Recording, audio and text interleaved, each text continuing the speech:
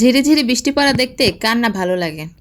শান্ত পরিবেশ, ঠান্ডা আবহাওয়া, সাথে তো এই স্নিগ্ধ বাতাস সত্যি অসাধারণ মনোরম লাগে। কিন্তু এই বৃষ্টির দিনে বাইরে যেতে কিন্তু খুব একটা ভালো লাগে না। আমার তো শুধু বৃষ্টি দেখতেই ভালো লাগে, কিন্তু বৃষ্টির দিন আমার একদমই পছন্দ না। চারদিক একেবারে নোংরা কাদা হয়ে যায়, ভালোই লাগে না। যাই হোক, বৃষ্টি দেখলে তো আর চলবে না, আজকে দুপুরের জন্য তো রান্নাও করতে হবে।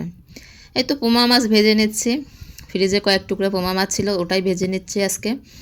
পোমা মাছের আবার বৈশিষ্ট্য কি, একেবারে মানে না ভাজতে গেলে আবার ভেঙে যায়, একটু টাইট করে ভাজতে হয়, অনেক সময় কড়াইতে লেগে যায়, খুবই ঝামেলার একটা মাছ আর কি। নন স্টিক প্যানে ভাজছি, তারপর একেবারে কেমন যেন ভেঙে ভেঙে যাচ্ছে মনে হচ্ছে, আর এমনি কড়াইতে ভাজলে তো কথাই নেই। যাক, তারপরও খুব সাবধানে ভেজে নিচ্ছি। এমনিতে তো আমি সব মাছ খাই না, সেজন্য পোমা মাছটা মাঝে মাঝে রান্না করে খেতে হয়, কিছু করার নেই।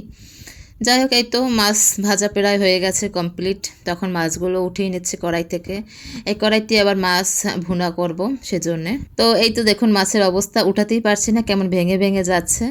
যাই হোক, আজকে মাছগুলো কী দিয়ে রান্না করবো ভাবতে ভাবতেই ভেবে ফেললাম আজকে বেগুন আছে কয়েকটা ফ্রিজে, তো বেগুন দিয়ে আজকে মাছ রান্না করে ফেলি। পোমা মাছ অথবা ইলিশ মাছের সাথে কিন্তু বেগুন সবজিটা খুব ভালো যায়, আমার খেতে কিন্তু ভালোই লাগে। তো এই তো বেগুন দিয়ে দিয়েছি কড়াইতে, বেগুন দিয়ে ভালো করে বেগুনটা কিছুক্ষণ ভেজে নিচ্ছি, বেগুনের গন্ধটা যেন না থাকে সেই জন্য আর কি। তো এই তো 4-5 মিনিট কড়াইতে ভেজে নিলাম, বেশিক্ষণ ভাজারও সময় নেই। ছোটো বাচ্চা আছে যাদের, তারা ব্যাপারটা ভালো বুঝবে। সবসময় কিন্তু মন মতো রান্নাও করা যায় না। আমি মনের ইচ্ছা করলাম যে আজকে আমি ঘন্টা বাজিয়ে রান্না করব, কিন্তু আসলে কিন্তু ওটা হয়ে ওঠে না, কারণ ওই যে বাচ্চা থাকে, যত তাড়াতাড়ি যেভাবে খুশি রান্না করতে হবে এই আর কি। তা আমি খুব দূরত্ব করছিলাম, যেহেতু বাচ্চা উঠে যাবে, ঘুমিয়েছে। তাই তো বেগুন ভাজা শেষ, বেগুন উঠিয়ে দিয়েছি। এবার কড়াইতে কিছুটা পেঁয়াজ দিয়ে নিলাম, পেঁয়াজ বাটা, সাথে এখন রসুন বাটাও দিয়ে দেবো, আর লবণ দিয়ে দিচ্ছি পরিমাণ মতো। অনেক সময় দেখা যায় কি, পরিস্থিতি আমাদেরকে অনেক কিছু করতে বাধ্য করে। আগে যখন ছোট বাচ্চা ছিল না, তখন কিন্তু অনেক সময় বসে রান্না করতাম, একেবারে কষিয়ে মশলা ভেজে বেশি করে সময় নিয়ে মন মতো রান্না করে খেতাম, ভালো লাগতো। আর এখন পরিস্থিতি এমন হয়েছে যে ছোট বাচ্চা আছে, কোনো রকমের পেটে গেলেই হলো, এই আর কি, এমন অবস্থা হয়েছে। আসলে যাই হোক, এটা সময়ের সাথে সাথে আবার ঠিকও হয়ে যাবে, সবই পরিস্থিতির উপর নির্ভর করছে, এটা কোনো ব্যাপার না।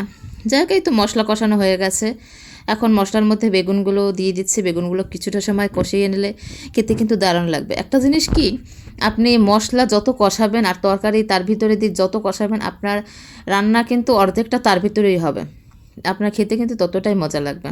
যাই হোক, আমি বেশিক্ষণ কষালাম না, 4-5 মিনিটের মতো কষালাম, কারণ বেশিক্ষণ কষানোর সময় তো আমার নাই, ওই আর কি।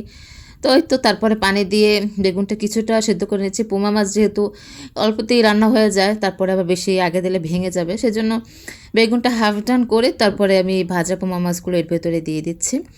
তারপরে এই তো এটা ঢেকে কিছুক্ষণ রান্না করব, তারপরে রান্না হয়ে যাবে। এই তো দুপুরে রান্না বান্না ছিল খুবই সিম্পল। অনেক সময় দেখা যায় কি, পোলাও মাংসের চাইতেও সিম্পল খাবার দিয়ে পেট ভরে ভাত খাওয়া যায়। আসলে পছন্দের খাবার দিয়ে ভাত খাওয়া আসলে অমৃত লাগে। যাই হোক, সবাই ভালো থাকবেন, সুস্থ থাকবেন, স্মৃতির ডায়েরির পাশেই থাকবেন। ধন্যবাদ।